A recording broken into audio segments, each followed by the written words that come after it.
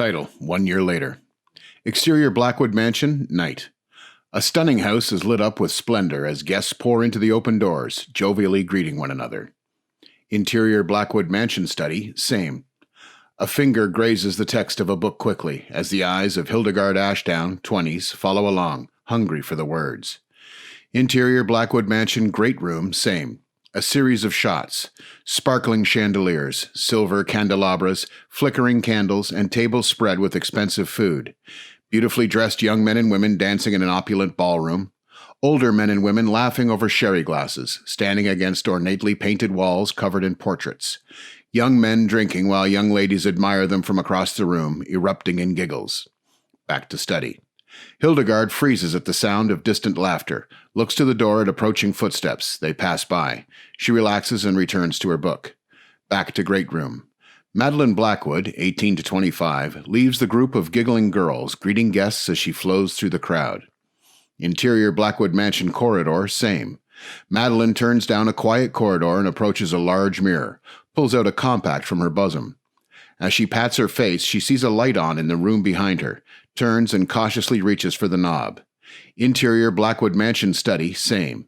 Madeline opens the door and screams out upon seeing Hildegard. Hildegard slams the book closed, caught. Madeline melts into laughter with relief. Hildegard Ashdown, you gave me quite the fright. Are you not enjoying the party? Yes. Madeline expects her to say more, but Hildegard just stares.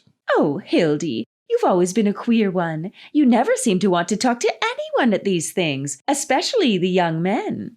They don't have anything interesting to say. Madeline takes Hildegard's hands. Hildegard tolerates this. We don't talk to them to hear what they say, dearest.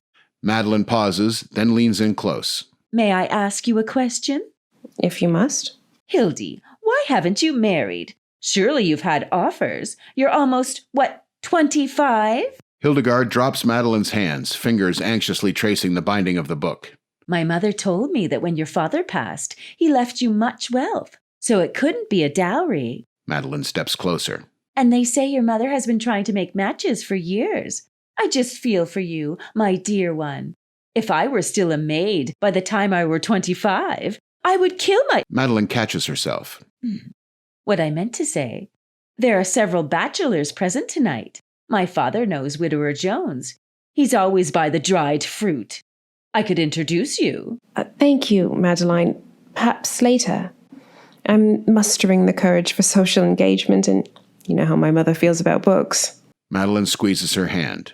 Of course, my sweet friend. It will be our little secret. Madeline saunters to the door, throwing back one last look of pity, but Hildegard has already found her place. Upon Madeline's exit, Hildegard sighs with annoyance. Back to great room.